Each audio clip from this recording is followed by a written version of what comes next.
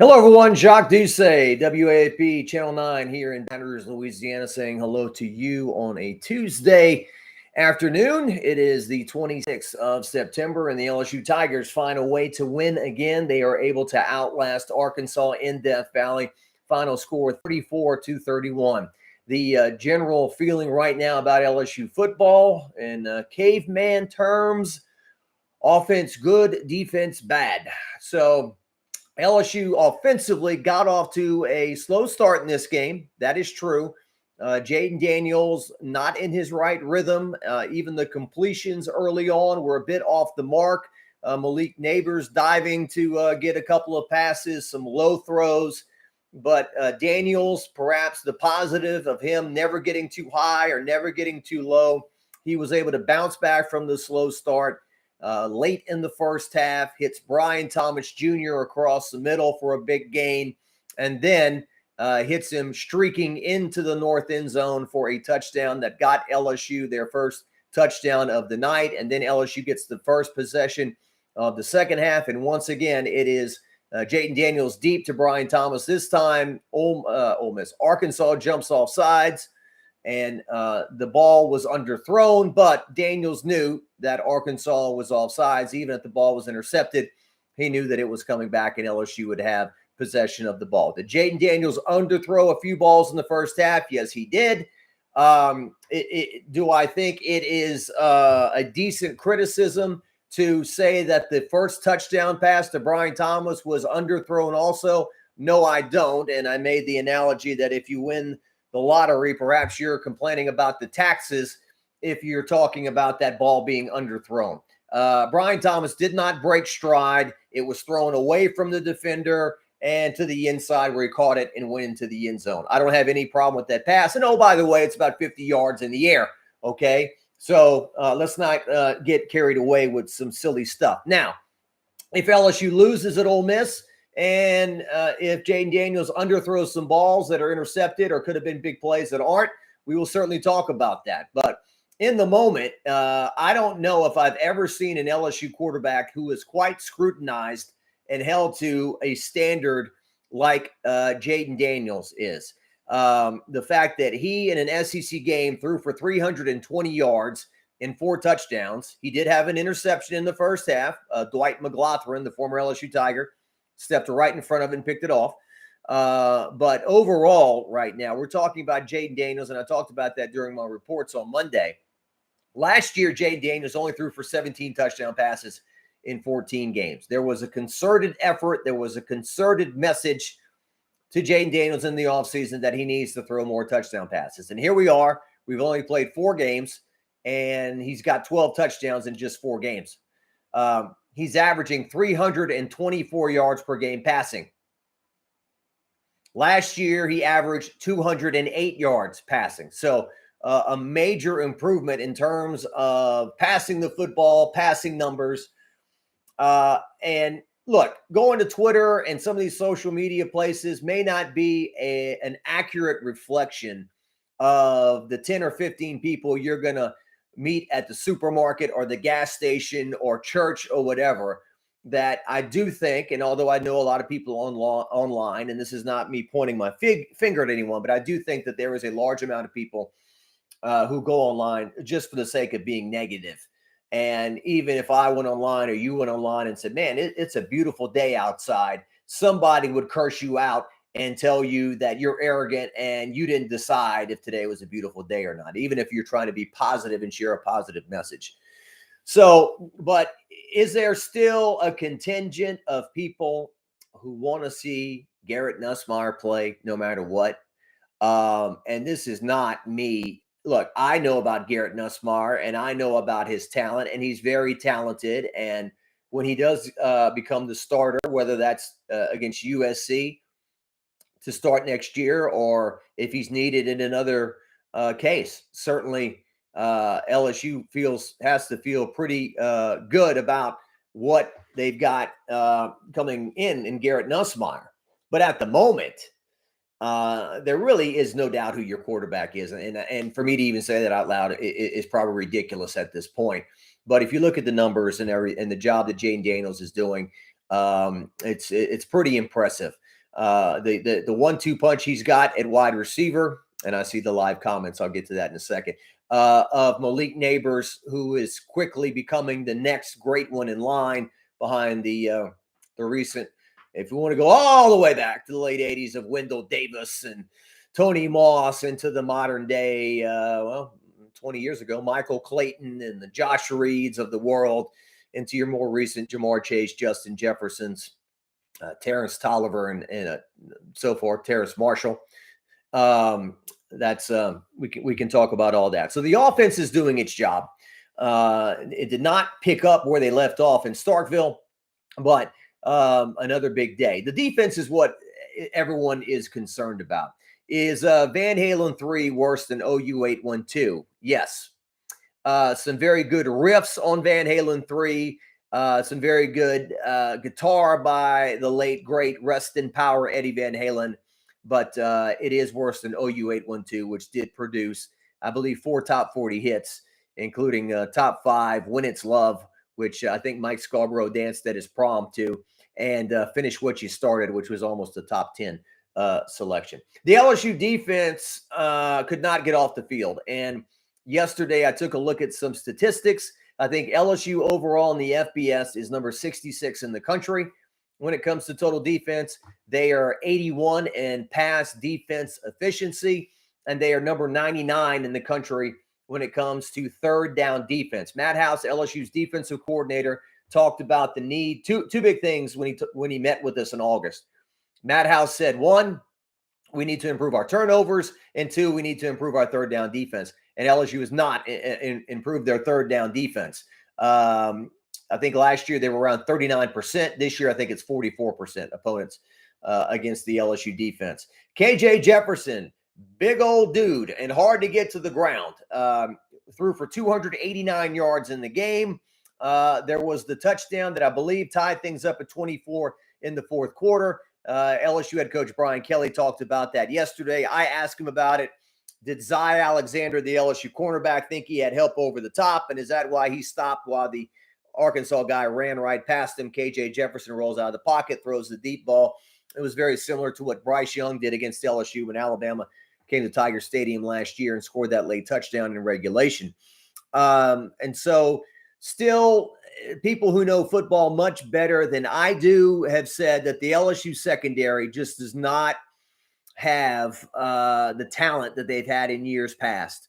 And they were exploited for 289 yards passing in this game and 3 touchdowns. LSU's front 7 was able to get 4 quarterback sacks on Jefferson, but still there were a lot of other times where he slipped away and got out of the pocket. Arkansas rushes for 137 net, although Jefferson, the quarterback, lost 27 yards in the sack category. So the question is, can LSU continue to play defense like this and win the SEC West? They've played 4 games so far, and I would say in 3 out of the 4, LSU fans have walked away feeling less than inspired. Florida State scores 45. Grambling on their first 3 possessions marches for a total of 238 yards, scores on all 3 of their first possessions, and also gets deep into LSU territory, scores a touchdown the first possession, makes a chip shot field goal, misses a chip shot field goal. That's what Grambling did. Mississippi State, LSU was as dominant as they could be in Starkville on both sides of the ball. And we talked about that, the fact that Mississippi State, although at the time maybe trying to fit a square peg into a round hole with what they're doing now that Mike Leach is no longer there, and they've got Zach Arnett, their head coach, and a defensive coach now at head coach who wants a more physical attack and doesn't like the finesse of what Mike Leach was doing in the air raid. LSU totally shut down Mississippi State, so feeling good about that. But then this past week, Arkansas scores 31, and honestly, it was a case of whoever had the ball last basically was going to win the game, although Arkansas got the ball with 5 seconds left to go in the contest. So let's see. JD Live. That's right. I am live. So a lot of talk. I didn't really care a whole lot about it in terms of late in the game. Do you try to score a touchdown? Do you not try to score a touchdown? Do you kick the field goal? Do you kneel 3 times? There's been a lot of debate about that. All's well that ends well. LSU kicked the field goal, won the game. However, if for some crazy reason, and KJ Jefferson did throw the ball deep down the field, if that ball gets deflected up into the air and a guy with the red jersey catches it and runs into the end zone for some Hail Mary walk-off touchdown, then we're definitely talking about why didn't Brian Kelly and company totally milk the clock and kick the field goal with no time left to go.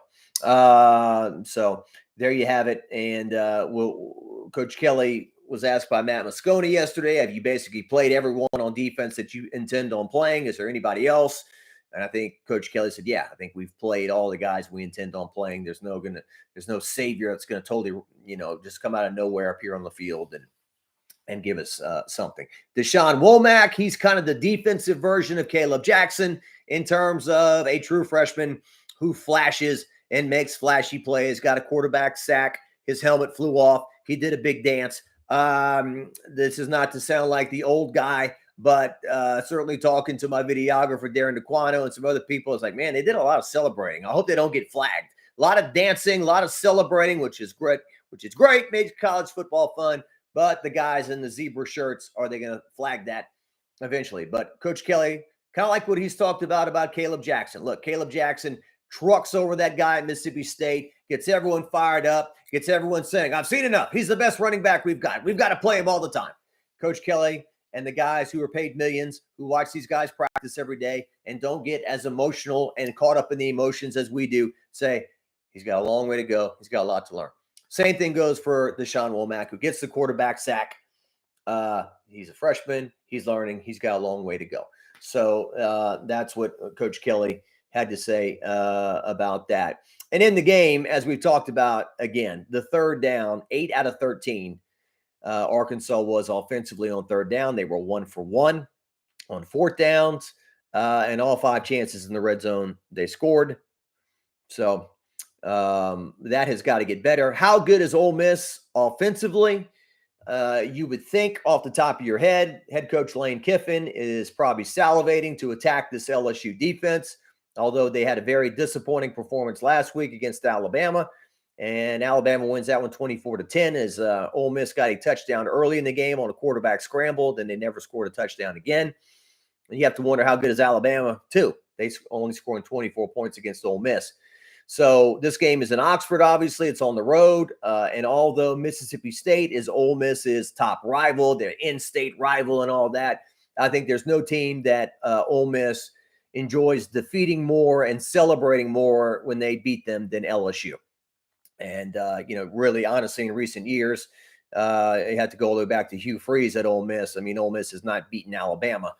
They have beaten LSU at times over the years. I mean, certainly I'm going way back here, but LSU fans will certainly remember 2009, the clock debacle with Les Miles and the Hail Mary late to Terrence Tolliver and trying to clock the ball with 1 second left to go on the clock. And that whole thing going off the rails. I certainly remember 2015. LSU wears the all-white jerseys in Oxford. We think Les Miles perhaps is about to get fired. That was a nightmare for LSU. I think 38-17 final score. I remember Ole Miss first play of the game hitting a quick slant across the middle for a huge gain, and that set the tone on a cold, overcast day in Oxford, 2015. Since then, trying to think when Ole Miss has won in recent years or whatever. But off the top of my head, obviously last year, Ole Miss jumped out to the big lead against LSU. Some great defensive adjustments by defense coordinator Matt House, and LSU rallied and really boat raced Ole Miss in Tiger Stadium. At the time, Ole Miss came in a top 10 team, and they were undefeated. So we will see what happens this weekend in Oxford, Mississippi. I believe LSU is a slight favorite in the game, if I'm not mistaken. So there you have it. Coach Kelly met with the media yesterday. We will have LSU player interviews this afternoon, Tuesday afternoon. Coach Kelly will do the SEC teleconference Wednesday morning. And the 9 sports team will be on our way to Oxford, Mississippi Friday. We'll have live reports from Oxford Friday, and we'll be covering the game Saturday. So to recap, finally, LSU, their passing offense is trending towards one of the best in LSU history. Jaden Daniels in his 5th year is putting up monstrous numbers. He hopefully is getting smarter as a runner, taking less shots. Hopefully that will keep him healthy. The running game is being led by Logan Diggs.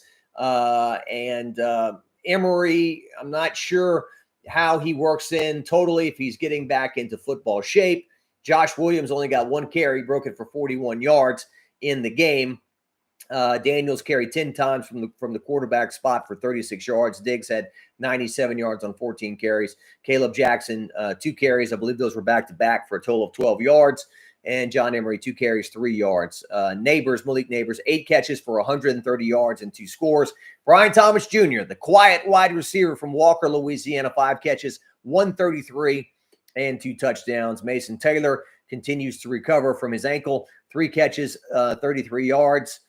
Aaron Anderson, still have not gotten the big play out of Aaron Anderson yet that we had hoped for, whether it's offensively or in special teams. He had 2 catches for 14 yards.